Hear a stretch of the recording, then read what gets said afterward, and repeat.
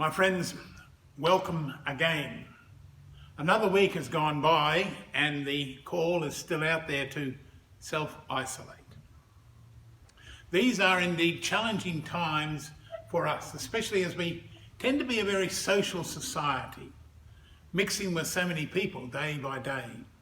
Sadly, it seems that this can no longer happen at this stage during the crisis that has struck our lives and our world. Everyone needs to abide by the requirements of the government and our health authorities, who have all told us to be isolated. As tough as this may be, it's the only way for us to minimise the bulge that marks the impact that is the coronavirus here in our lives and in our world. But to be isolated as much as we are able is the only way that we will overcome. This weekend marks our entry into Holy Week. In the days ahead, we will be immersed in the suffering, passion, death and resurrection of Jesus Christ. Perhaps the experience of this world at present, entering into the darkness of this corona crisis, marks the experience of that Good Friday story.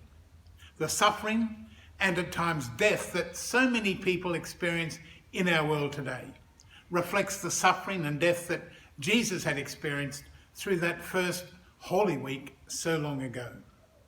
But we also know that though the Calvary event ends in death, it leads to that Easter event, to that resurrection event that then gives way to new life.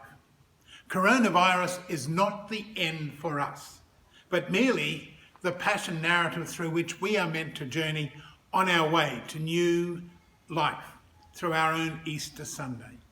So as we prepare for the Holy Week events that are ahead, I invite you to be immersed in the Passion story taking place in the days that are ahead through the various liturgies that our parish and the Archdiocese are providing, especially the Triduum events of Holy Week.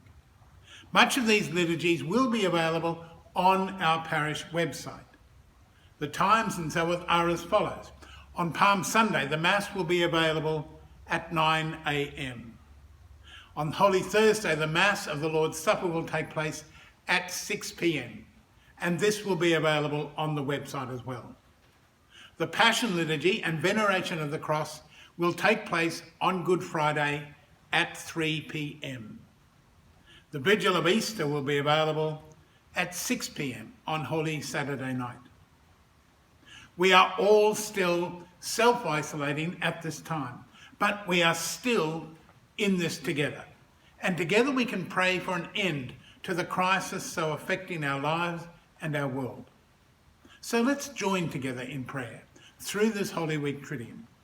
Together we can pray for an end to the tragedy that has changed our world so much. May God be with us at this time, and may we find that new life has indeed arisen through our Easter event. God bless.